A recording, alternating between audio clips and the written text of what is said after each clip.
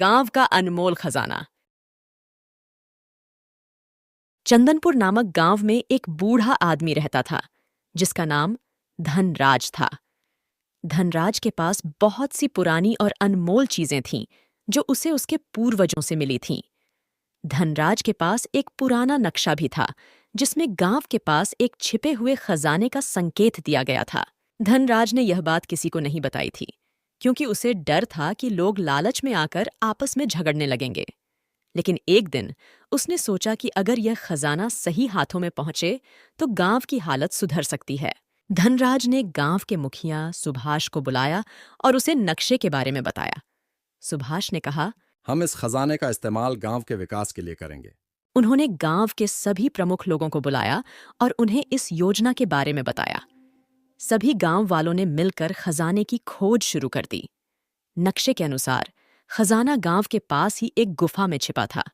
काफी मेहनत के बाद उन्होंने गुफा का दरवाजा खोज लिया और उसे खोलने में सफल हो गए।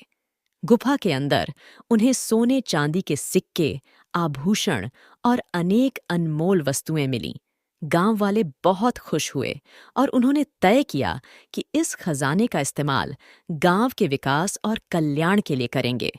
धनराज ने कहा, इस खजाने की असली कीमत तब है जब इसका सही उपयोग किया जाए।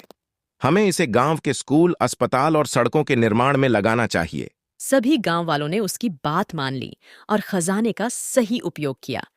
कुछ ही समय में चंदनपुर गांव की स्थिति बहुत सुधर गई। गांव में नए स्कूल, अस्पताल और पक्की सड़कें बन गईं। गांव वाले धनराज का बहुत आदर करने लगे और उसे गांव का संरक्षक मानने लगे। इस कहानी से हमें यह सीखने को मिलता है कि सही तरीके से और मिलजुल कर काम करने से किसी भी मुश्किल का सामना किया जा सकता है और सच्चा खजाना वही होता है जो सबके भले के लिए इस्तेमाल हो।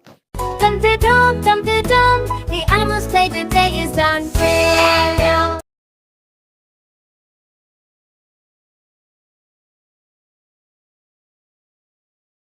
दादाजी और जादुई पेड़। बहुत समय पहले की बात है। एक छोटे से गांव में रोहन नाम का एक लड़का रहता था। रोहन को कहानियां सुनना बहुत पसंद था और उसके दादाजी हमेशा उसे दिलचस्प कहानियां सुनाते थे। एक दिन दादाजी ने रोहन को एक बहुत ही खास कहानी सुनाई। एक समय की बात है। एक गांव में एक विशाल जादुई पेड़ था। इस पेड़ के बारे में कहा जाता था कि यह इच्छाएं पूरी कर सकता है।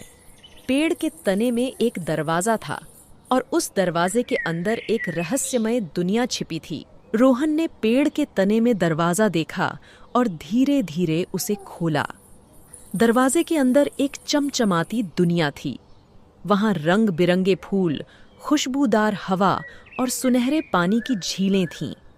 रोहन और दादाजी ने पेड़ के अंदर प्रवेश किया और उस अद्भुत दुनिया को देखने लगे।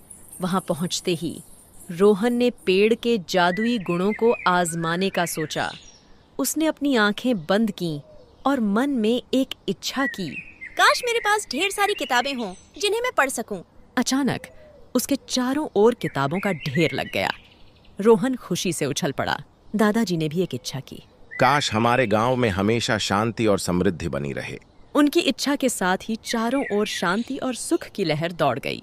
रोहन और दादाजी ने कुछ समय उस जादुई दुनिया में बिताया और फिर वापसी का फैसला किया।